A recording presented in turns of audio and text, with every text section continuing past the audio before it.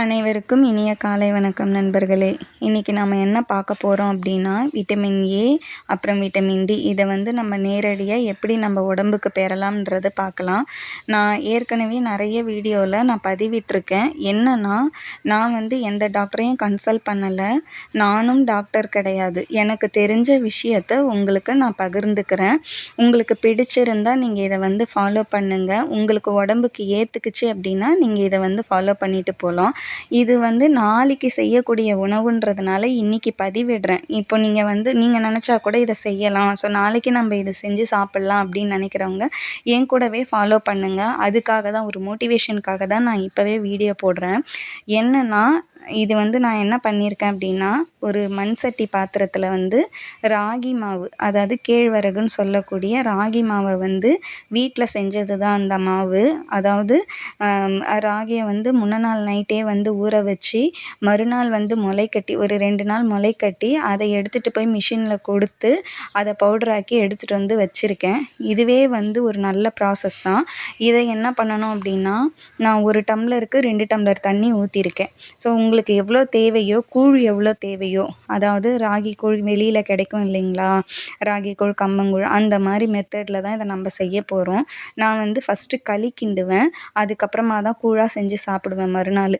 இதுக்கு முன்னாடியும் ஒரு வீடியோவில் நான் போட்டிருப்பேன், 3 நாள் ராகி கூழ் எப்படி செய்கிறது, நேரடியாக நம்ம உடம்புக்கு பாக்டீரியா எப்படி கிடைக்கும், நல்ல பாக்டீரியா எப்படி கிடைக்குன்றதை நான் போட்டிருக்கேன். ஸோ அந்த பதிவையும் நீங்கள் போய் பார்த்துக்கோங்க. என்னுடைய பதிவுகளில் அதிகமாக இந்த மாதிரி விஷயத்தை தான் நான் பதிவிட்டுட்ருக்கேன்.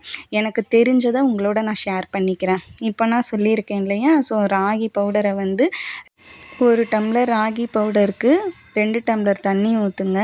நான் இதுக்கு கேரளா மட்டரிசி வச்சு தான் நான் இந்த களியை கிண்ட போகிறேன்.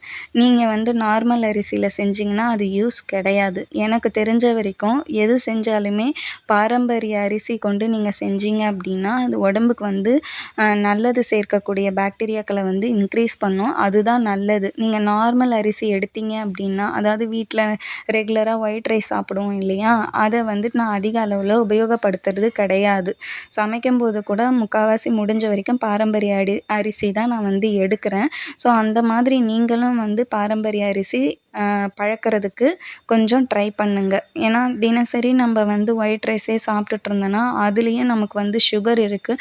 ஸோ ஏறுறதுக்கான வாய்ப்புகள் இருக்குது. நீங்கள் இந்த பவுடரை கரைச்சி எடுத்துகிட்டு போய் வெயிலில் இந்த மாதிரி வெள்ளை துணி, காட்டன் துணி இருந்ததுன்னா அதை போட்டு நல்லா கட்டி வச்சுடுங்க. அது நேரடியாக உங்களுக்கு சூரிய வெளிச்சம் பட்டு அது புளிக்க செய்யும். ஸோ இப்போ அதாவது நாளைக்கு களி கிண்டுறோம் அப்படின்னா இன்றைக்கி நைட்டே கரைச்சி வச்சு அதை மறுநாள் களி கிண்டுவாங்க, காலையில் களி கிண்டுவாங்க.